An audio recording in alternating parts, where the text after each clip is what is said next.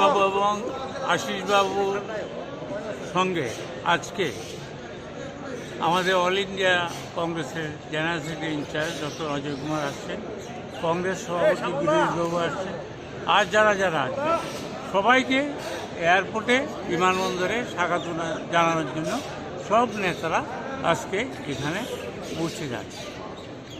আগামী দিনের কি পরিকল্পনা রয়েছে? আগামী দিন কি, তো বিজেপি তো ঘুম বন্ধ হয়ে গেছে, ডেভেলপমেন্ট কোম্পানি তো আতঙ্কিত, এবং 2023-এ কংগ্রেস সরকার গড়ছে। Thank you. আর ঘরের ছেলে